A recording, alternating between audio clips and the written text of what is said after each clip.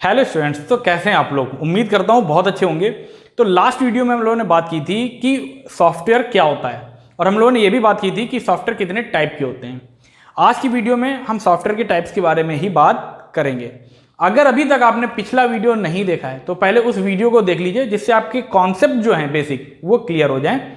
ठीक है, आज हम बात करने जा रहे हैं कि सॉफ्टवेयर कितने टाइप के होते हैं। तो बेसिकली जो सॉफ्टवेयर है वो दो टाइप के होते हैं। पहला सिस्टम सॉफ्टवेयर और दूसरा application software. System software and application software, ये दो टाइप के सॉफ्टवेयर होते हैं। अब जो ये सिस्टम सॉफ्टवेयर होता है ये क्या होता है। अगर हम बात करें सिस्टम सॉफ्टवेयर की तो ये सिस्टम सॉफ्टवेयर क्या होता है। देखो, ऐसे सॉफ्टवेयर जो कंप्यूटर के हार्डवेयर को रन कराने में हेल्प करते हैं उन्हें हम सिस्टम सॉफ्टवेयर बोलते हैं। ऐसे सॉफ्टवेयर जो कंप्यूटर के हार्डवेयर को रन कराने में हेल्प करते हैं। अब देखो, कोई भी हार्डवेयर है, कंप्यूटर का हार्डवेयर है या कोई भी मशीन है, तो उसे अपने आप नहीं पता होता कि क्या काम करना है उसको, तो उसको इंस्ट्रक्शंस दिए जाते हैं, उसको ऑपरेट किया जाता है। वैसे ही समझ के चलो, जो कंप्यूटर का हार्डवेयर है उसे नहीं पता कि उसका क्या काम है। तो इसके लिए किसकी जरूरत होती है? इसके लिए जरूरत होती है सिस्टम सॉफ्टवेयर की, जो कंप्यूटर के हार्डवेयर को यह बताते हैं कि उनका काम क्या है, उन्हें करना क्या है। बात क्लियर हो रही है? ठीक है। तो सिस्टम सॉफ्टवेयर ऐसे सॉफ्टवेयर जो कंप्यूटर के हार्डवेयर को रन कराने में हेल्प करते हैं, उनको हम सिस्टम सॉफ्टवेयर बोलते हैं। For example, operating system. Operating system is a type of system software. Linker, loader, compiler, interpreter, बहुत सारे ऐसे सॉफ्टवेयर हैं। अच्छा, ये होते क्या हैं अभी इसकी टेंशन नहीं लेनी है। अभी सिर्फ बात क्या की कि सिस्टम सॉफ्टवेयर क्या होता है। तो ऐसे सॉफ्टवेयर जो कंप्यूटर के हार्डवेयर को रन करने में हेल्प करते हैं उनको हम सिस्टम सॉफ्टवेयर बोलते हैं। कौन कौन से हैं वो हमने यहां पर बता दिए, और भी बहुत सारे होते हैं। ठीक है, ये क्या है, ये सब इनके बारे में हम लोग आने वाली वीडियोज में पढ़ेंगे। सिस्टम सॉफ्टवेयर समझ में आ गया। अब बात करते हैं एप्लीकेशन सॉफ्टवेयर की। पहला हमने क्या बताया, सॉफ्टवेयर कितने टाइप के होते हैं? दो। पहला कौन था? सिस्टम सॉफ्टवेयर, और दूसरा एप्लीकेशन सॉफ्टवेयर। तो एप्लीकेशन सॉफ्टवेयर के बारे में अगर हम बात करें कि एप्लीकेशन सॉफ्टवेयर क्या होते हैं,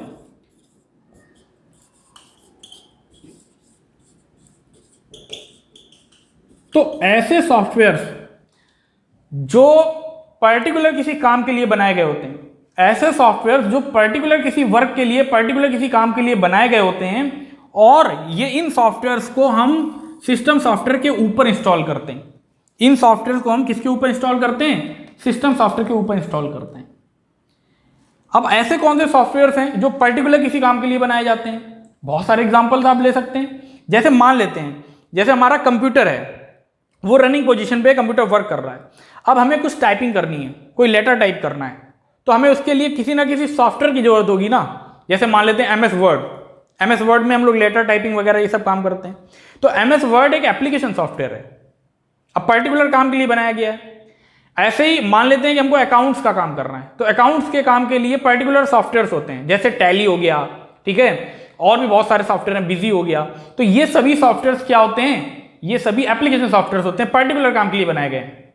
ठीक है, आपका व्हाट्सएप हो गया, फेसबुक हो गया, ये भी क्या है? ये भी एप्लीकेशन सॉफ्टवेयर है, पर्टिकुलर काम के लिए। सोशलाइज होने के लिए फेसबुक यूज होता है।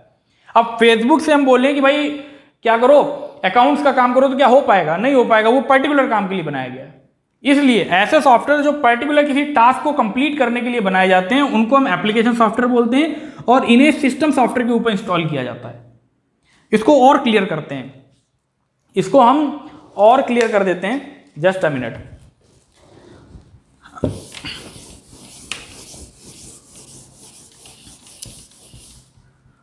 देखो, सबसे पहले हमारे पास में हार्डवेयर होना चाहिए। क्या होना चाहिए? हार्डवेयर होना चाहिए। अब इस हार्डवेयर के ऊपर बहुत ध्यान से समझना, ये हार्डवेयर है हमारे पास में, लेकिन भी हार्डवेयर रनिंग पोजीशन पे नहीं है। तो इसको रनिंग पोजीशन पे लाने के लिए इसके ऊपर हमें सिस्टम सॉफ्टवेयर इंस्टॉल करना होगा। अब इस हार्डवेयर को रनिंग पोजीशन पे लाने के लिए हम किसका यूज करते हैं? System software. इसके ऊपर सिस्टम सॉफ्टवेयर हम इंस्टॉल करेंगे। अब जब सिस्टम सॉफ्टवेयर हम इंस्टॉल करेंगे तो हमारा हार्डवेयर रनिंग पोजीशन पे आ जाएगा, मतलब हमारा कंप्यूटर ऑन हो जाएगा। अब हमारा कंप्यूटर ऑन है, हमें क्या करना है? पर्टिकुलर किसी टास्क पे वर्क करना है, ठीक है। मान लेते कोई भी टास्क है उस पर हमें काम करना है, जैसे हमें लेटर टाइप करना है, हमें डेटा एंट्री का काम करना है, हमें अकाउंट्स का काम करना है, तो उसके लिए हमें पर्टिकुलर सॉफ्टवेयर की जरूरत होगी। मान लेते हैं हमको म्यूजिक प्ले करना है, अब म्यूजिक प्ले करने के लिए हमारे पास में मीडिया प्लेयर होना चाहिए, और मीडिया प्लेयर क्या है, एप्लीकेशन सॉफ्टवेयर, पर्टिकुलर काम के लिए यूज हो रहा है, ठीक है। तो इन सिस्टम, जब ये हमारा कंप्यूटर ऑन होगा तभी तो हम उन सभी सॉफ्टवेयर को डाउनलोड कर पाएंगे। भाई मोबाइल फोन ऑन नहीं है, मोबाइल फोन ऑन नहीं है और हम बोल रहे हैं क्या कि हमें फेसबुक चलाना है, तो फेसबुक कैसे चला पाएंगे? फोन ऑन होना चाहिए ना, उसके अलावा वो फेसबुक हमारे में डाउनलोड होना चाहिए, तब तो हम काम कर पाएंगे। व्हाट्सएप हमारे में डाउनलोड होना चाहिए। क्लियर हो रही है ना बात? तो सबसे पहले हार्डवेयर को रनिंग पोजीशन पे लाने के लिए सिस्टम सॉफ्टवेयर। अब सिस्टम सॉफ्टवेयर बोलो, ऑपरेटिंग सिस्टम बोलो, operating system is a type of system software. अब इन सिस्टम सॉफ्टवेयर के ऊपर हम क्या इंस्टॉल कर रहे हैं? Application software. क्या कर रहे हैं? एप्लीकेशन सॉफ्टवेयर, ठीक है। अब इन एप्लीकेशन सॉफ्टवेयर को कौन यूज करता है? यूजर्स, मतलब हम लोग, ठीक है, हम लोग यूज करते हैं। तो यहां पे हमारे पास में यूजर्स हैं। ये एक ब्लॉक डायग्राम हो गया हमारे पास में। बहुत इजी तरीके से समझना है, बहुत ज्यादा टफ चीज नहीं है। हार्डवेयर को रनिंग पोजीशन पे लाने के लिए सिस्टम सॉफ्टवेयर। अब कंप्यूटर हमारा ऑन है, हार्डवेयर रनिंग पोजीशन पे है, अब हमें कुछ काम करना है, तो उसके लिए हमें कोई ना कोई एप्लीकेशन सॉफ्टवेयर डाउनलोड करना पड़ेगा। अगर हम एंड्रॉइड की भाषा में बोलें, जो हम लोग फोन यूज करते हैं उसकी भाषा में बोलें, तो एप्स का मतलब होता है एप्लीकेशन सॉफ्टवेयर, ठीक है। तो हमें वो डाउनलोड करना पड़ेगा, तभी हम काम कर पाएंगे। तो हमने एप्लीकेशन सॉफ्टवेयर डाउनलोड कर लिया। अब एप्लीकेशन सॉफ्टवेयर को चलाएगा कौन चलाता है इनको? यूजर्स चलाते हैं। बात आ रही है ना समझ में? तो आई थिंक कि आपको ये समझ में आ गया होगा कि सिस्टम सॉफ्टवेयर क्या होता है और एप्लीकेशन सॉफ्टवेयर क्या होता है। अगर इसमें कोई कंफ्यूजन है तो आप कमेंट बॉक्स में हमसे क्वेश्चन कर सकते हैं, ठीक है, और उसका आंसर हम आपको प्रोवाइड कर देंगे, ठीक है। तो अब इसके आगे हम लोग लैंग्वेज पे थोड़ा सा फोकस करेंगे, क्योंकि हम लोग स्टार्ट करने जा रहे हैं बिल्कुल बेसिक लैंग्वेज, सी लैंग्वेज। बीसीए वालों के लिए, ओ लेवल वालों के लिए, ए लेवल वालों के लिए बहुत ज़्यादा इंपॉर्टेंट है।